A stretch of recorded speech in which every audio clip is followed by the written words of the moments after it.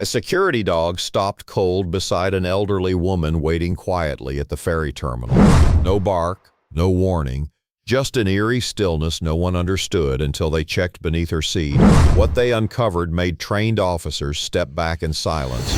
The full story's right here, but real quick.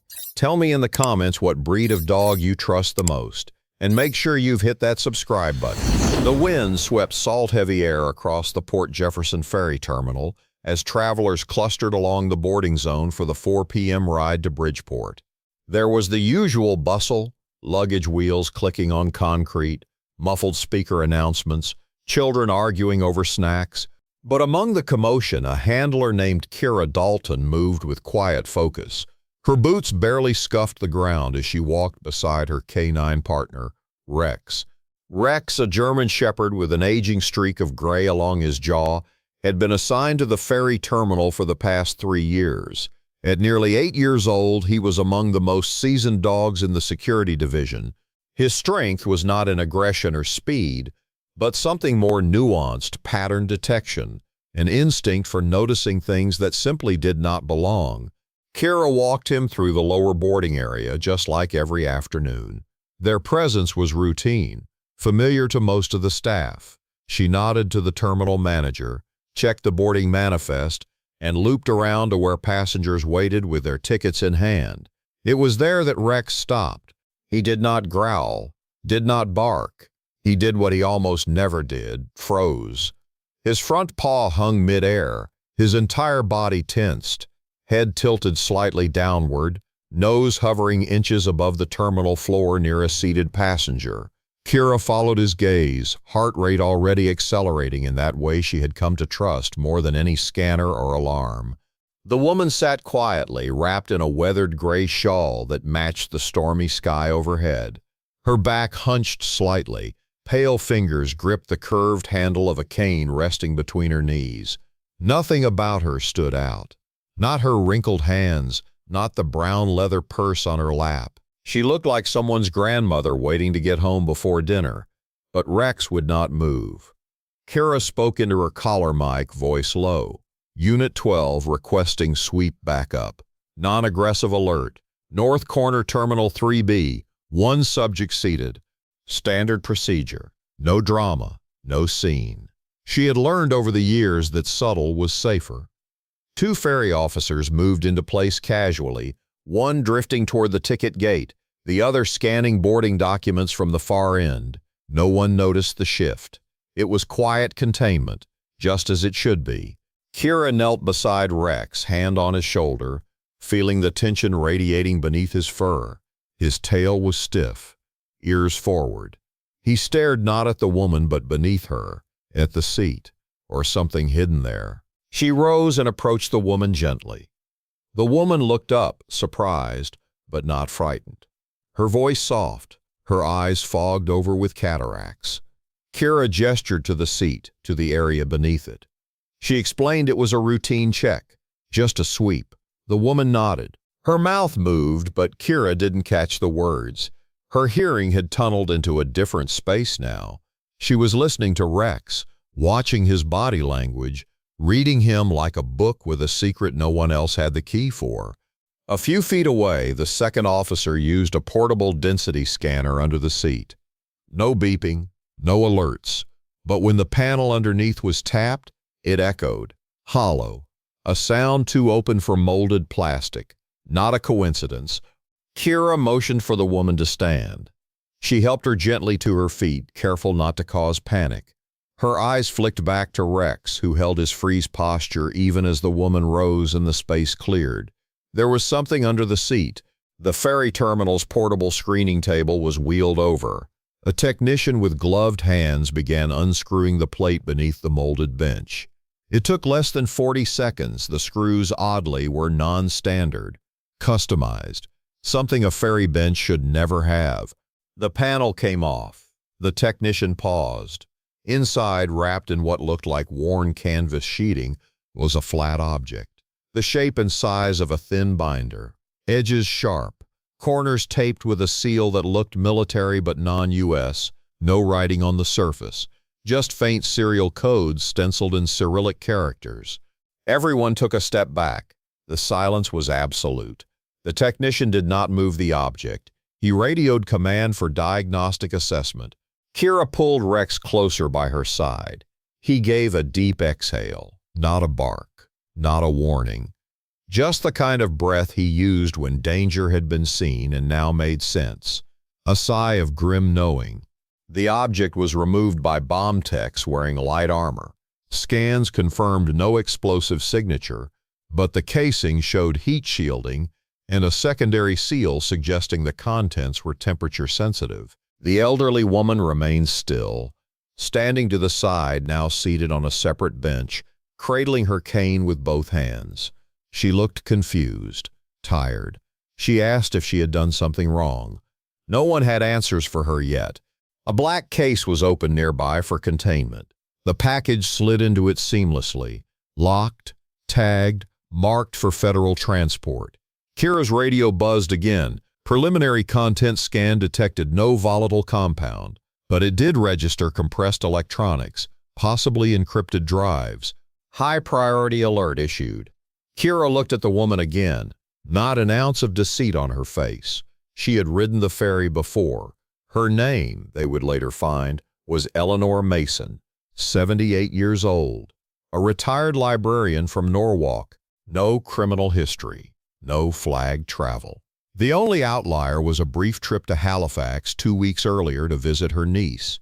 Eleanor had not brought the bag under the seat. She had simply chosen a bench that looked clean and easy to access. A bench someone else had rigged. The bench itself was tagged for evidence. It had been altered beneath compartment, reinforced with a fiber carbon shell designed to evade scanners and absorb vibration.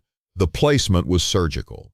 Whoever had built it had access to Ferry schematics and had likely done this before.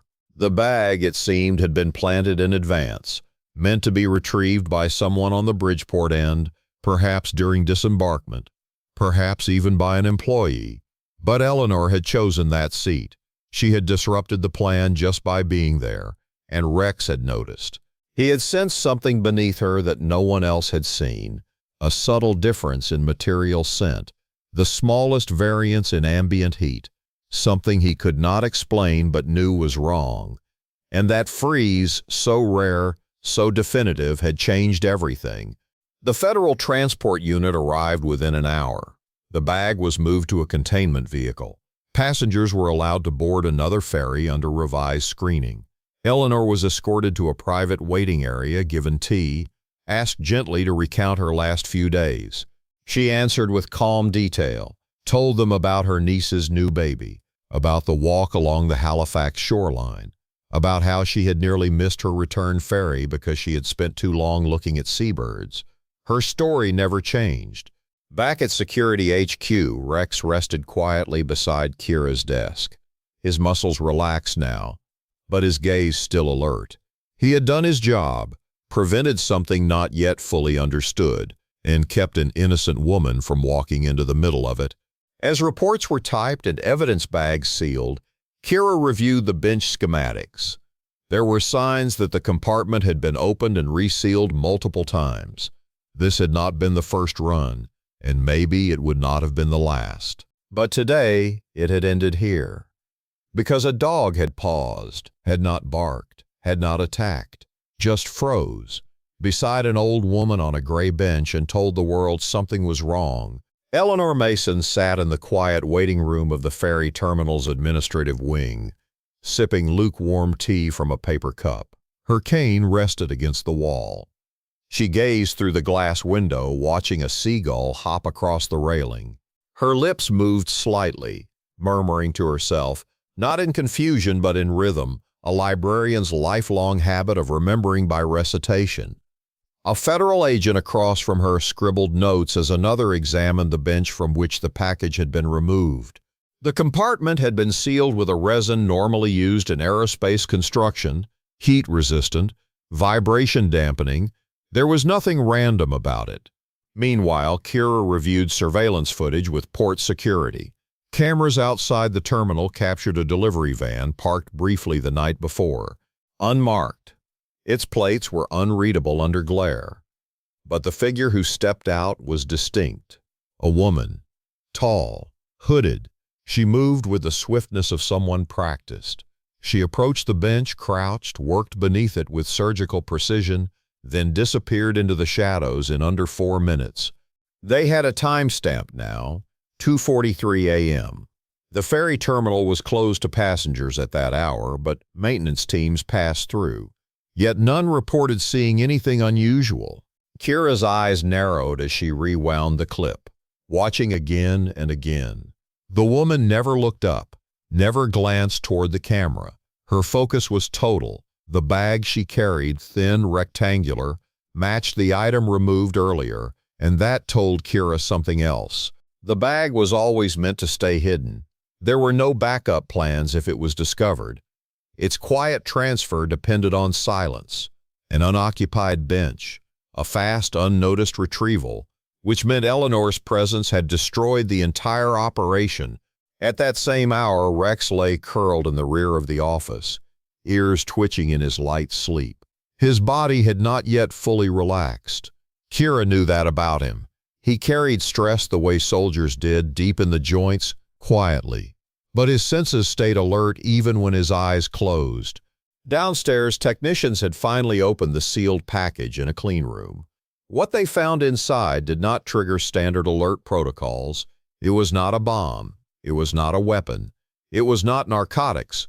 It was a dense archive of storage media, 4 microdrives sealed in a temperature-controlled sleeve, wrapped inside technical schematics printed in ultra-fine resolution. The prints, according to preliminary review, outlined components of maritime routing systems, but not civilian ones. The schematics matched components used in naval coordination systems, specifically short-range positioning modules that worked independently of satellite guidance, systems designed for ships operating silently without GPS, rare and sensitive. And that changed everything. Suddenly, the package moved up the chain. It was no longer just evidence. It was now a threat vector. Kira was called to a meeting within the hour. In a glass-walled room above the terminal's secondary deck, men and women in dark suits and plain language spoke in clipped tones about escalation, containment, data chains. Kira sat with Rex at her feet and said little, but she listened. She watched. The courier was unknown, the intended recipient still at large, but the drop location told a story. The ferry's arrival port in Bridgeport was undergoing a construction project. Temporary gates, shift rotations, a dozen ways someone could blend in and extract a hidden item during disembarkation. It was a perfect setup, had been used before most likely. Bench compartments like that did not appear overnight.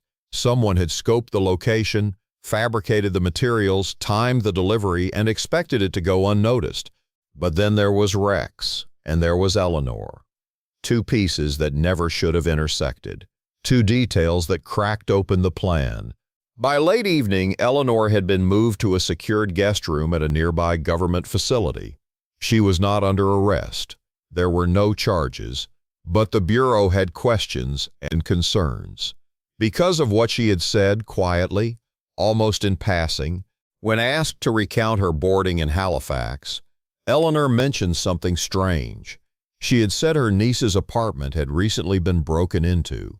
Nothing taken, just some drawers moved. She thought maybe it was kids. Then she said something else, that when she had gotten to the Halifax ferry terminal that morning, a staff member offered to carry her bag. Not strange, she said, except that he took it briefly, walked away, then returned with it moments later, claiming he had tagged it for priority boarding. She remembered thanking him and thinking how helpful Canadians could be. Kira took that detail and locked it in her memory. Helpful staff, moved the bag, out of sight. It fit too well. She requested a trace on that terminal, on baggage handling logs, on anyone flagged near Eleanor's luggage. It would take days, maybe weeks. But the seed was there, and then something else surfaced. A second bench. It was found not at the Port Jefferson terminal, but at a storage facility operated by the ferry company, old passenger benches removed for renovation. One of them bore similar screw replacements. When disassembled, it too contained a compartment, empty now, but reinforced in the same way, same resin, same dimensions. This was a system, not a one-time drop, and that meant they had been too late for the others. Kira stood alone in the secure room, staring down at the bench disassembled on the concrete floor. She ran her hand along the composite panel. It was smooth, clean, almost surgical, but it had a story. Somewhere others like it still sat unnoticed. In terminals, on buses, maybe even in parks. Places where no one looked closely, places where the plan worked best. She returned to the office just after midnight. Rex rose instantly, alert. Kira sat beside him and looked through the partial manifest data from previous ferry crossings. Her fingers moved slowly, cross-referencing passenger logs, not looking for names, looking for patterns. Eleanor's route, the date of the Halifax break-in, the modified bench, the timing of the delivery. The pieces began to align. A name surfaced, one buried in travel logs. A maintenance contractor listed on the Bridgeport end. A name that had checked in during 6 out of the last 8 ferry arrivals from Port Jefferson, always during the same shift window, always assigned to sanitation clearance. Kira stared at the screen. She did not recognize the name, but she would, because someone had been moving along that route. Not once, not twice, but systematically. And someone had trusted that the bench would always be empty, that the scent would go unnoticed, that the space beneath a quiet old woman would not be enough to unravel everything. They had not counted on Rex, nor on the quiet, soft-spoken librarian who had picked the wrong seat at the wrong time and in doing so disrupted the rhythm of something far larger. Kira closed the laptop and leaned back. She looked down at Rex, his head tilted, amber eyes focused. "You know," she thought, "you always know." Rain slid down the windows of the Bridgeport Operations Annex as dawn broke across the harbor. Fog clung to the docks. Cargo trucks rolled across wet pavement while seagulls shrieked above the ferry ramps. Kira stood by the glass wall of the second-floor briefing room watching a tugboat disappear into the mist. She had not slept. Neither had Rex, who lay at her feet, still but ready. The night had brought more than exhaustion. The name on the manifest, the maintenance contractor, had been flagged by federal systems. A known alias used in multiple transport hubs from Canada to Delaware. No confirmed identity, no fingerprints ever recorded, but enough surveillance data stitched together a pattern. He used temporary roles, cleanup crews, janitorial shifts, security subcontractor rotations, all designed to keep him near benches, baggage zones, staff lockers, always for short windows, never more than 2 weeks, never enough to raise a flag. Until now, the intercepted bench had broken his timeline, and the failed pickup meant something critical had gone missing, something his handlers were not going to leave behind. Kira was pulled into a task force meeting by 6 a.m. No time to change. No coffee strong enough. The room buzzed with quiet authority.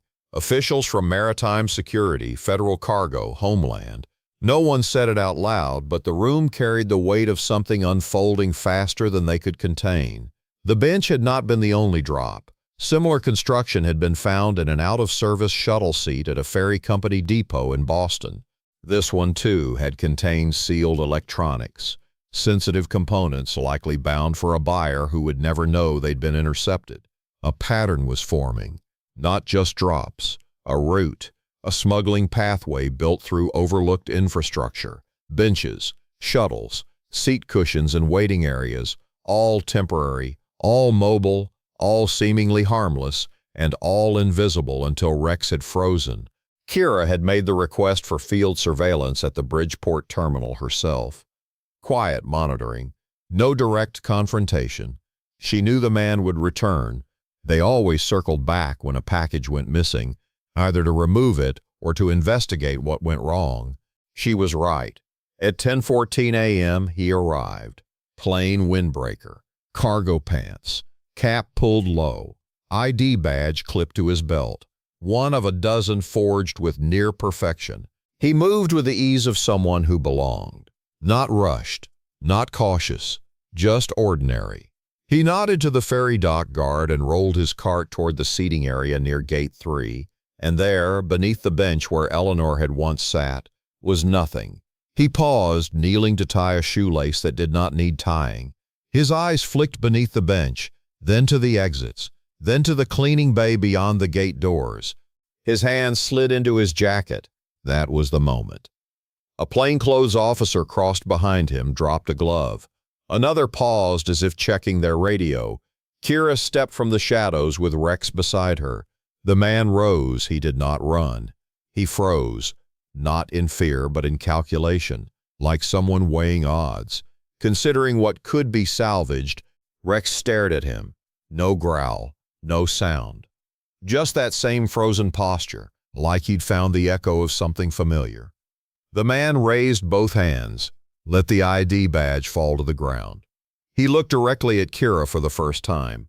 A moment passed, measured in heartbeats, in the stillness between intent and action. And then it was over. He was cuffed, quietly. No noise, no resistance. Taken away before most passengers even knew anything had happened. By evening, the details of his role began to surface. Surveillance from Halifax to New York confirmed his presence across 3 border ferry points. Each visit coincided with a drop. Each drop matched a modified compartment, all of it now dismantled. They had cut the operation open from the inside out, and none of it would have happened without that one moment of stillness from a dog who knew how to listen when no one else could. That night, Eleanor was released from protective custody. The agents who debriefed her told her only what was necessary, that she had been an unwitting part of something complicated, that she was not in trouble, that she had helped far more than she knew. She looked tired, grateful, still confused, but no longer afraid. Kira walked her to the ferry herself. Eleanor paused before boarding, resting her hand gently on Rex's head. She whispered something inaudible, but Kira could tell it was not gratitude alone. It was reverence. She stepped aboard. Rex sat quietly, watching her disappear up the ramp. 3 weeks later, the bench was removed permanently from the Port Jefferson terminal. Its components had been logged, studied, used for countermeasure designs now being deployed across 3 agencies. Kira received a commendation. Rex received nothing. No medal, no headline, just a longer nap in his crate and a fresh rope toy chewed to pieces within hours. He had done what he was trained to do, but he had also done what could never be trained. He had noticed, not the woman, not the bench, but the wrongness. That nearly imperceptible shift in scent, in vibration, in temperature, something beneath the noise of the world that spoke in signals only he could hear. And when it came, he froze. And that stillness, that silence had saved lives, had changed the course of an operation, had spared an innocent woman from becoming a ghost in someone else's secret. On the final day of her shift before leave, Kira stood alone beside the bench where it all began. The new one, plain, unmodified, but still holding the memory. She placed her hand on Rex's back and spoke softly, not to him but for him. Not all heroes need to move, she thought. Some just need to stop. And when they do, the world listens. If that moment gave you chills too, wait till you see what's coming in the next story. These dogs don't just find danger, they rewrite endings. Hit that like button, tap subscribe, and stay close, because the next one might just leave you speechless.